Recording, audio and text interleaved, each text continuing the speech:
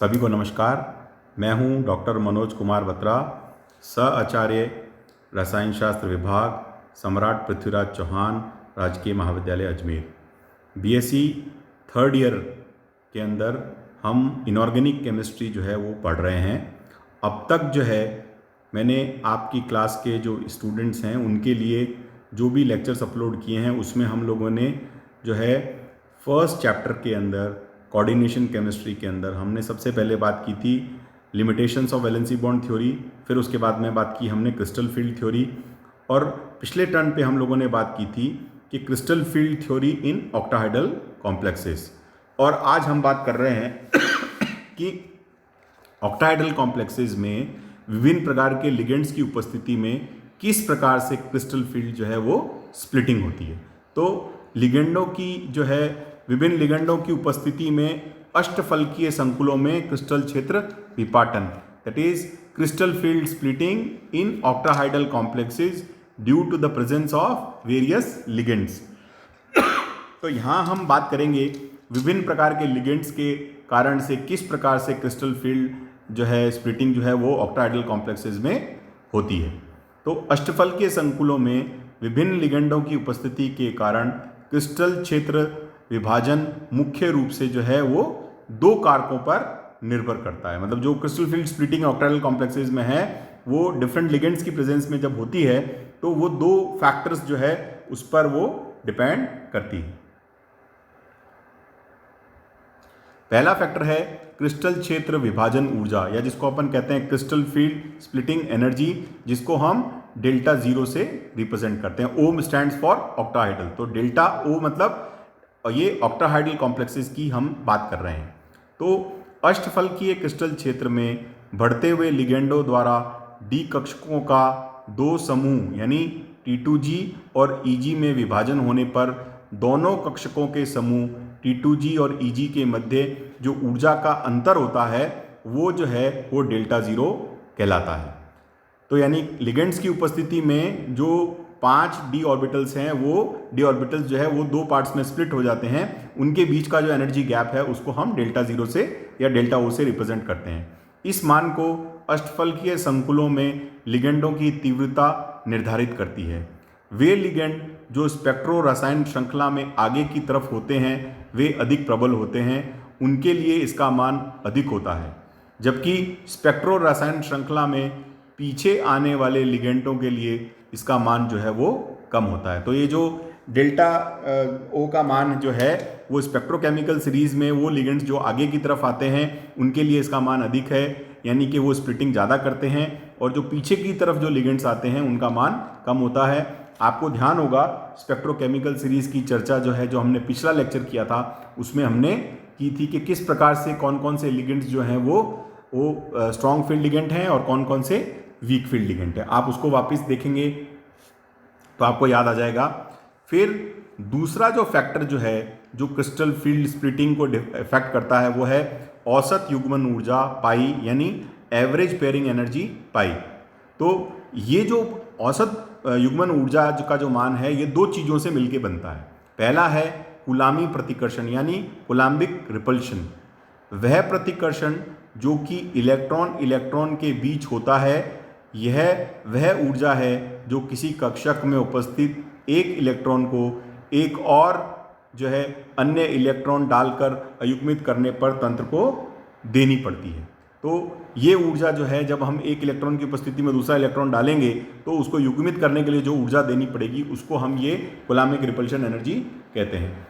दूसरा है विनिमय ऊर्जा या एक्सचेंज एनर्जी, वह ऊर्जा जो कि समानांतर चक्रण वाले इलेक्ट्रॉन को प्रति समानांतरण करने के लिए देनी पड़ती है, यानी कि जो पैरेलल स्पिन है उसको एंटी पैरेलल स्पिन करने के लिए जो ऊर्जा सिस्टम को देनी पड़ती है वो ऊर्जा कहलाती है विनिमय ऊर्जा। तो इन दो फैक्टर से जो है कूलामी प्रतिकर्षण और विनिमय ऊर्जा, इन दोनों से मिलकर जो है वो ये जो है एवरेज पेयरिंग एनर्जी जो है वो बनती है, जिसको हम जो है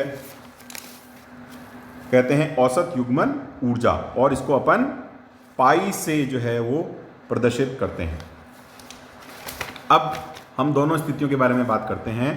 क्रिस्टल क्षेत्र विभाजन ऊर्जा व औसत युग्मन ऊर्जा के मध्य अंतर के आधार पर दो स्थितियां बनती हैं। Means on the basis of difference of the crystal field energy and average energy the two conditions are there। मतलब दो कंडीशंस, दो परिस्थितियां जो हैं वो हो सकती हैं। पहली कंडीशन है जब क्रिस्टल क्षेत्र विभाजन ऊर्जा यानी crystal field splitting energy is greater then the average pairing energy. जब क्रिस्टल क्षेत्र विभाजन ऊर्जा डेल्टा ओ का मान औसत युग्मन ऊर्जा पाई से अधिक होता है। तो पहली स्थिति है delta O is greater than pi, और दूसरी परिस्थिति है बी जो है जब क्रिस्टल क्षेत्र विभाजन ऊर्जा डेल्टा ओ का मान औसत युग्मन ऊर्जा पाई से कम हो, तो ये कहलाती है delta zero, delta O is less than pi. तो ये दो कंडीशंस जो हैं वो हो सकती हैं। तो हम सबसे पहले ए कंडीशन की बात करते हैं, यानी कि जब क्रिस्टल क्षेत्र विभाजन ऊर्जा डेल्टा ओ का मान जो है वो औसत युग्मन ऊर्जा से अधिक हो, यानी कि crystal field splitting energy is greater then the average pairing energy. जब क्रिस्टल क्षेत्र विभाजन ऊर्जा का मान औसत युग्मन ऊर्जा पाई से अधिक होता है, यानी delta O is greater than pi, तो लिगेंड जो होते हैं वो कौन से होते हैं? वो प्रबल क्षेत्र लिगेंड कहलाते हैं। तो प्रबल क्षेत्र लिगेंड का उदाहरण हम यहाँ पर देख सकते हैं। जैसे मान लीजिए एक कोबाल्ट 3 आयन है, उसके अंदर जो विभिन्न कक्षक हैं वो जो है वो डीजेनरेट स्टेट में होंगे और उनका इलेक्ट्रॉनिक कॉन्फ़िगरेशन हम देख सकते हैं वो क्या होता है? D6 होता है। यानी कोबाल्ट 3+ का जो इलेक्ट्रॉनिक कॉन्फ़िगरेशन है D6 होता है, यानी कि पहले ही कक्षक में 2 इलेक्ट्रॉन हैं, बाकी के सभी कक्षक डी कक्षकों में एक इलेक्ट्रॉन है। तो इस तरह से इनकी व्यवस्था होती है। तो जब इसके पास में जब कोई स्ट्रॉन्ग फील्ड लिगेंट आएगा, जैसे अमोनिया एक स्ट्रॉन्ग फील्ड लिगेंट है, तो अमोनिया के आने से जो है ये जो है हेक्साअमीन कोबाल्ट जो है वो कॉम्प्लेक्स जो बनेगा, उसके अंदर क्या होगा? जब जैसे ही वो 6 NH3 लिगेंड्स जो हैं जब इसके पास में आएंगे, तो ये स्ट्रॉन्ग फील्ड लिगेंड होने के कारण क्या होता है? ये स्प्लिटिंग एनर्जी जो है इसकी वैल्यू का मान ज़्यादा हो जाएगा। तो इसकी वैल्यू का मान ज़्यादा होगा मतलब क्या है? ये लिगेंड ज़्यादा मात्रा में जो है स्प्लिटिंग करेंगे, तो delta zero would be more than the pairing energy. युग्मन ऊर्जा से इसका मान जो है वो अधिक होगा। तो इस परिस्थिति में क्या होगा जो है? इस परिस्थिति में delta O would be greater than pi. Average pairing energy से जो है क्रिस्टल फील्ड स्प्लिटिंग एनर्जी का मान एवरेज एनर्जी से ज़्यादा होगा। इस परिस्थिति में जो इलेक्ट्रॉन है वो जो T2G और EG कक्षकों में जो विभक्त हुए हैं, वो इलेक्ट्रॉन ये प्रयास करेंगे कि जो नीचे वाले ऊर्जा वाले कक्षक जो हैं, जो T2G कक्षक हैं, उन्हीं में ही सारे इलेक्ट्रॉन जो हैं वो पेयर हो जाएं, क्योंकि अगर वो ऊपर के कक्षकों में जाएंगे तो उन्हें बहुत ज़्यादा मात्रा में ऊर्जा की आवश्यकता पड़ेगी। तो इस तरह का जो स्प्लिटिंग है वो हम क्या करते हैं? स्ट्रॉन्ग फील्ड लिगेंड्स में ऐसा होता है। यदि delta zero is greater than pi हो तो आने वाला इलेक्ट्रॉन कम ऊर्जा के समभ्रंश कक्षकों में प्रवेश करेगा, यानी कि जो आने वाले इलेक्ट्रॉन्स हैं वो किस में जाएंगे? वो लोअर एनर्जी वाले जो डीजेनरेट ऑर्बिटल्स हैं, यानी T2G ऑर्बिटल्स जिनकी हम बात करेंगे, उसमें जाएंगे। अर्थात एकल इलेक्ट्रॉन का युग्मन हो जाएगा। उसमें क्या होगा? जो इलेक्ट्रॉन्स हैं उनकी पेयरिंग हो जाएगी। इस प्रकार के संकुलों में क्योंकि इलेक्ट्रॉन का युग्मन हो जाता है, अतः इन्हें चक्रण युग्मित या स्पिन पेयर्ड या लो स्पिन संकुल कहते हैं। यहाँ पर डेल्टा ओ का मान अधिक होता है, जो तभी संभव है जब लिगेंडों का क्रिस्टल क्षेत्र प्रबल हो। अतः इस प्रकार के संकुलों को प्रबल क्षेत्र संकुल या स्ट्रॉन्ग फील्ड लिगेंड कहते हैं। देखिए अब यहाँ पर 3 नाम आ गए।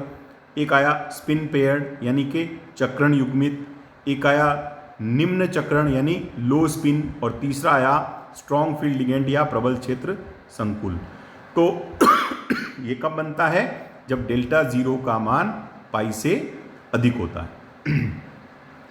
संयोजकता बंध में इन्हें आंतरिक कक्षक या इनर ऑर्बिटल कॉम्प्लेक्स या सहसंयोजक संकुल भी कहते हैं, क्योंकि यहाँ पर जो कक्षक काम में आते हैं हाइब्रिडाइजेशन के अंदर, या जो कक्षक काम में आते हैं वो आंतरिक कक्षक होते हैं, इसलिए उनको हम इनर ऑर्बिटल कॉम्प्लेक्स भी कहते हैं। और इसका नाम जो है वो वैलेंसी बॉन्ड थ्योरी में कोवेलेंट कॉम्प्लेक्स भी दिया गया, क्योंकि इलेक्ट्रॉन जो है वो अनपेयर्ड मतलब इलेक्ट्रॉन जो है इसमें पेयर्ड होते हैं इसलिए। अर्थात उस स्थिति में संकुलों के निम्न नाम हो सकते हैं। अब देखिए यहाँ पर टोटल मिलाकर 5 नाम हो गए।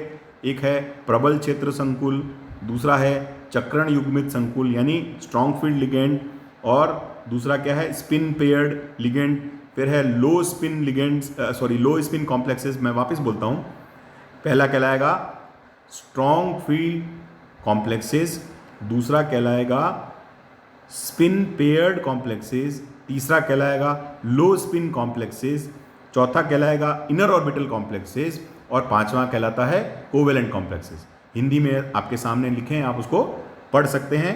प्रबल क्षेत्र संकुल, चक्रण युग्मित संकुल, निम्न चक्रण संकुल, आंतरिक कक्षक संकुल और सहसंयोजक संकुल।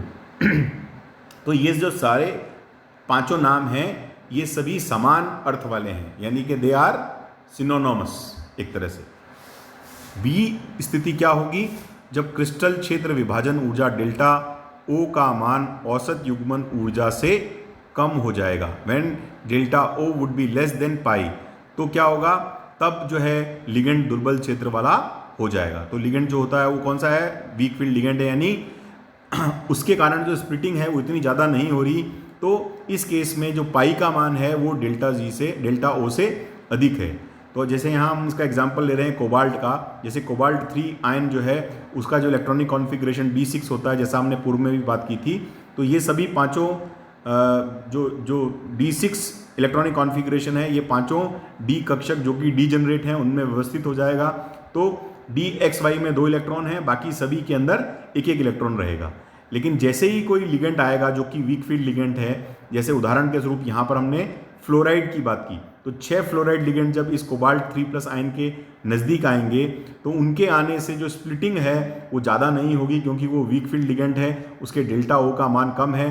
तो जो स्प्लिटिंग होगी उस स्प्लिटिंग के बाद में जो इलेक्ट्रॉन है वो किस प्रकार से अरेंज होंगे, वो इलेक्ट्रॉन इस प्रकार से अरेंज होंगे कि इलेक्ट्रॉन जो है, क्योंकि इनके बीच में ऊर्जा का अंतर कम है, तो आसानी से निम्न ऊर्जा से उच्च ऊर्जा पर वो इलेक्ट्रॉन जो है वो चले जाएंगे। तो इलेक्ट्रॉन का जो है उनका जो पेयरिंग है वो यहाँ पर नहीं होता।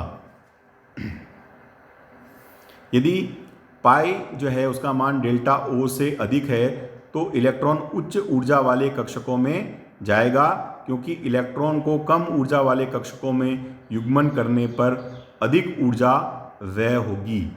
इस स्थिति में इलेक्ट्रॉन का चक्रण युग्मित होने से बच जाता है, यानी कि इलेक्ट्रॉन जो है उसकी पेयरिंग नहीं होती, वो ऊंचे वाले कक्षकों में वो चला जाता है। यहाँ पर डेल्टा ओ का मान कम होता है, जो तभी संभव है जब लिगेंडों का क्रिस्टल क्षेत्र दुर्बल हो। अतः इस प्रकार के संकुलों को दुर्बल क्षेत्र संकुल या वीक फील्ड कॉम्प्लेक्स भी हम कहते हैं। तो ये 5 नाम जो हैं ये पुनः जैसे हमने पिछले वाले एग्जाम्पल में देखे थे वो यहाँ पर भी रहेंगे।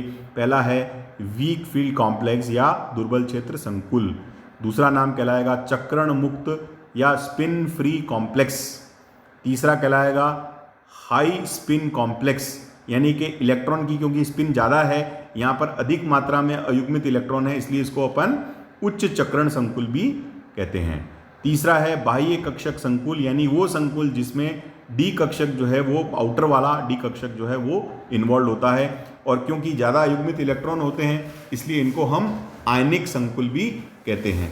ये जो अंतिम वाले दोनों नाम हैं ये जो है वैलेंसी बॉन्ड थ्योरी के द्वारा जो है वो पॉलिंग ने जिन्होंने दिया था थ्योरी को उन्होंने दिए, और बाकी ये जो नाम है 3 वाले इसको हम क्रिस्टल फील्ड थ्योरी के आधार पर समझा सकते हैं। तो इस तरह से ऑक्टाहाइड्रल कॉम्प्लेक्सेस में जो है इस प्रकार की 2 परिस्थितियां बनती हैं।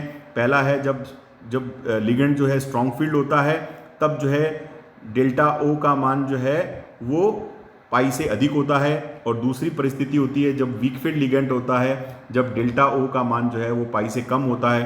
तो इन दोनों परिस्थितियों में इस प्रकार की स्प्लिटिंग होती है। अब हम अगले लेक्चर में अगले टर्न पे इस बारे में बात करेंगे कि क्रिस्टल फील्ड स्टेबलाइजेशन एनर्जी का मान जो है वो ऑक्टाहाइड्रल टाइप के कॉम्प्लेक्सेस में उसको हम किस तरह से ज्ञात करते हैं। आप सभी का बहुत बहुत धन्यवाद।